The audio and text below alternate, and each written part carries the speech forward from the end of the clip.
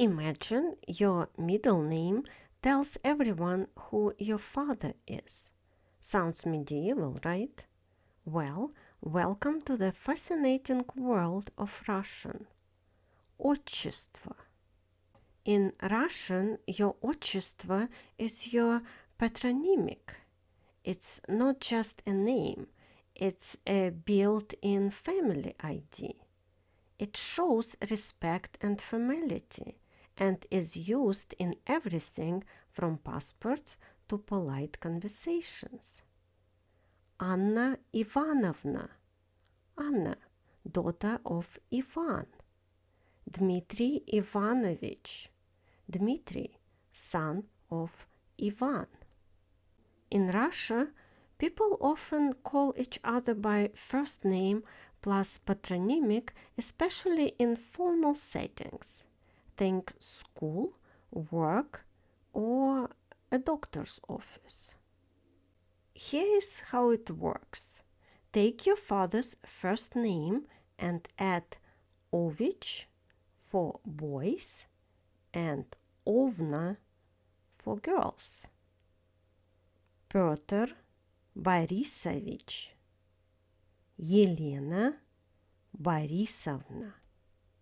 If your father's name ends with the following letters, we add Yevich for boys and Yevna for girls.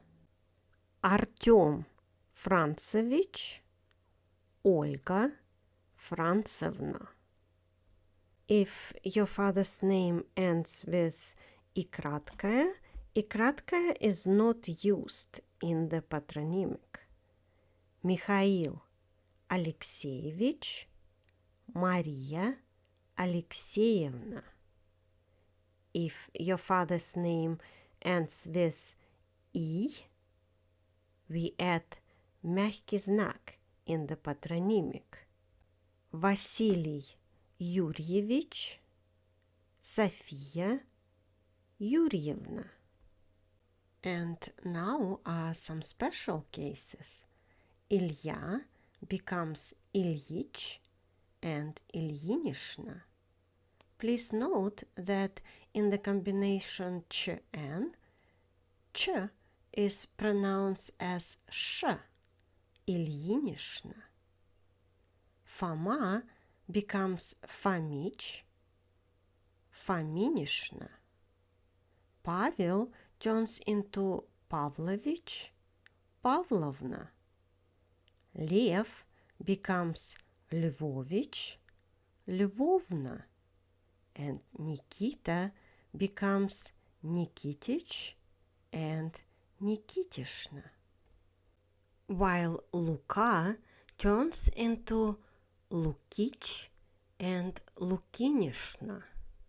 Now, since you know the rules, can you tell me what was the father's name of the famous Russian composer Pyotr Ilyich Tchaikovsky?